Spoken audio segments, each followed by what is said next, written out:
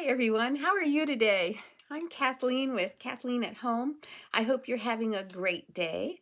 As I've mentioned in previous YouTube videos, I am working with the 12-week year this year.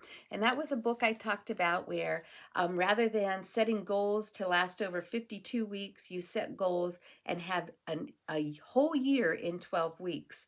I'm enjoying using this 12-week year method. It's keeping me on task or on pursuing my goals well.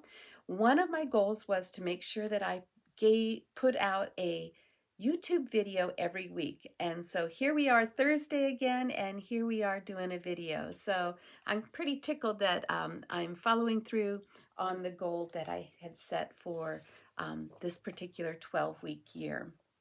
What I'd like to talk to you about today is I was in Titus 2 in my quiet time this morning, and Titus 2, what a couple of the verses talks to older women, and it calls older women to help teach younger women how to love their children, how to love their husband, and how to take care of their home, and a few other things. And that got me to thinking about a conversation I had with a friend the other day.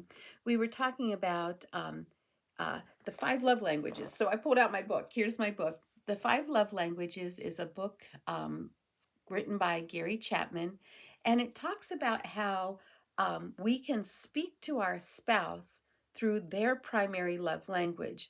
Sometimes we might think, I'm loving my spouse, I'm making this wonderful dinner for him every night, and because it's our love language, an act of service, we think, oh, he'll feel loved by that. And if our doesn't receive in the same way, I'm sure the dinner's wonderful, appreciates the dinner, but it doesn't speak love to him because his love language is something else. So let me go ahead and tell you what the five love languages are. So there's five primary love languages, across the board, and they're quality time, words of affirmation, physical touch, gifts, and acts of service. So when I mentioned those, quality time, words of affirmation, gifts, acts of service, and physical touch, maybe right away something resonated with you. And you maybe resonated with, yes, oh, I love when my spouse, gives me his undivided attention. So you recognize maybe pretty quickly what your personal primary love language is. But let's take that a little bit further and let's think about, what is my spouse's primary love language? What kind of response, what kind of uh, input can I give that gives my husband a chance to really feel loved? So, quality time. Maybe your husband would just like to have your attention for a little while, a date night, or, hey, you want to ride to the hardware store with me? If you're hearing those kind of phrases coming from your spouse, likely quality time is a way that you can speak love into his life. We're all busy, and sometimes we get so busy and or distracted that we're not giving our spouse who has a need for quality time enough quality time. That might be an area where you could choose, I'm going to make sure I give my spouse some quality time because that's how he feels loved. Maybe your spouse is more someone of words of affirmation. You give that man a compliment and he will run with it, and he will just beam and bask in your words of affirmation. That might be your spouse's primary love language. I know it is one of Brad's love languages. Recently, when we had displayed the Spirit of Christmas community tree, I had the chance to publicly tell people how much I appreciated and admired the work that Brad did to create the frame and structure. And as I looked at him, looked in his eyes, I could just see how he was just basking in those words of affirmation and how loved that made him feel. So if you notice that kind of response from your spouse, then maybe that's his primary love language. Some spouses love gifts. It might be, I had a friend whose husband used to bring her, I can't remember what kind of candy bar it was, but randomly he'd bring this particular candy bar home and just place it on the counter. And she knew he was thinking about her, and that made her feel really loved. The gifts doesn't have to be some huge, it doesn't have to be some huge gift every time, but it's just that thoughtfulness. Maybe it's a single flower. Maybe it is, again, that favorite candy bar or what have you. So that if you've noticed that your spouse, kind of lights up when you bring home a small gift, maybe that is your spouse's love language. And it could be a way that you could express how much you love him in a way that he also that resonates with him as a indication of your love for him. Physical touch is another one. Now, physical touch just doesn't mean just intimacy. Physical touch is the spouse that wants to reach out and hold your hand while you're walking down the street. The spouse that, likes to have an arm around, or you tap, your spouse's shoulder a lot. Physical touch is, I want to reach out and make that connection with you. So if you have a spouse, and my husband's a hand holder, he loves to hold hands, and I so am grateful that he does like to hold hands. Physical touch is one of his primary love languages. We just rarely walk through a store, what have you, where he doesn't, reach out and hold my hand or something like that. Lots of times, well, lots of times anymore, I knit in the car, but interestingly, almost as soon as I set down my knitting, he reaches out and holds my hand, because that's one of his primary love languages. And finally, is the fifth category, and that's acts of service. If your spouse love language is acts of service, it might be something you would quote unquote do anyhow. Let's say make supper. But if you make a supper and put it on a plate and make it an enjoyable dinner time, that act of service may very loudly speak to your spouse. Maybe it's you've handled making arrangements for the holidays. That act of service speaks to your spouse. Acts of service is one way that we can speak volumes of love to our spouse. Now, something that you might notice is, oh, well, yeah, I like that. Oh, yeah, my spouse likes that. Do you speak the same love language? Maybe, probably not. I don't know. I My guess is we probably have similarities in love language, but I would guess most spouses don't have the exact same primary love language.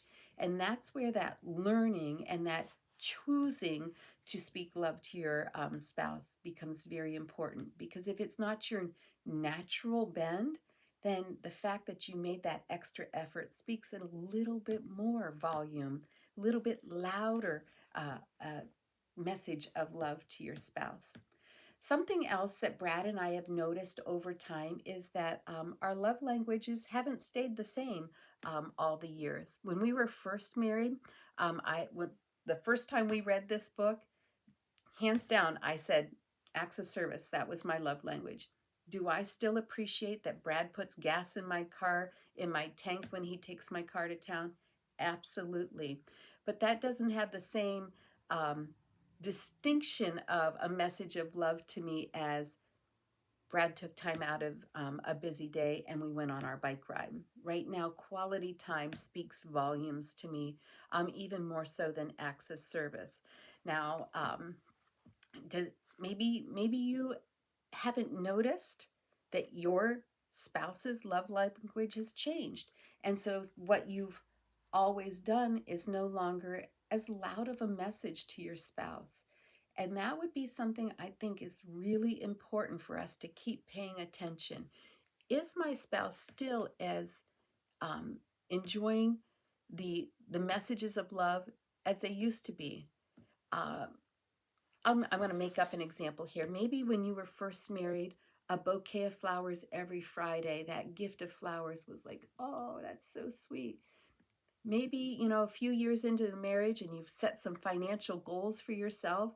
And now the bouquet of flowers is more like, ooh, we really could have put that $30, $40 towards something else.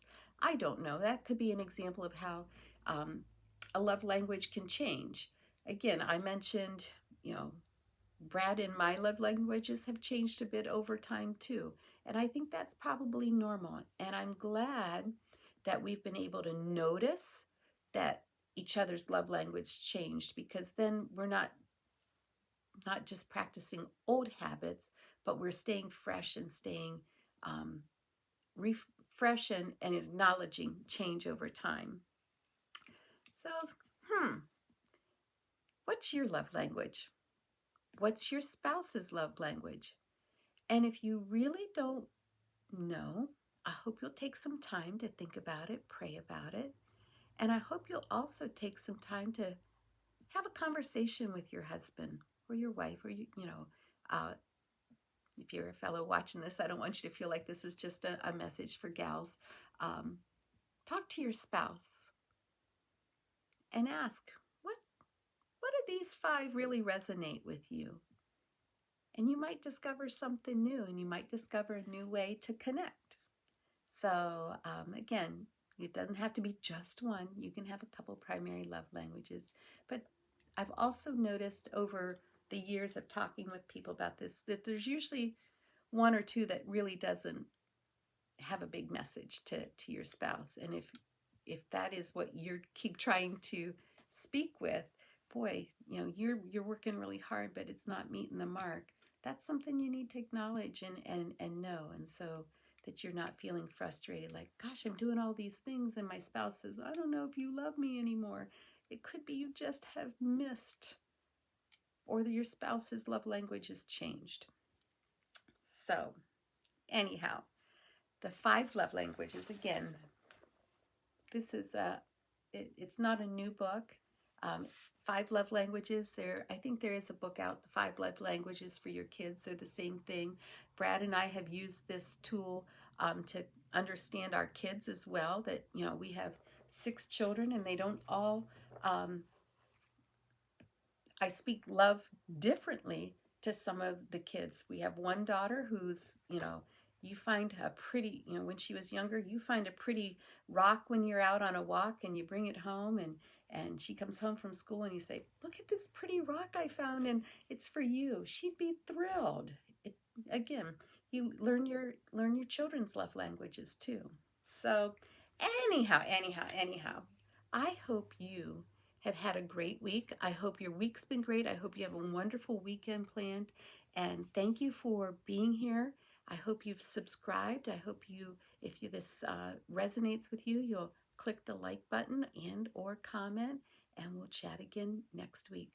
Have a great evening.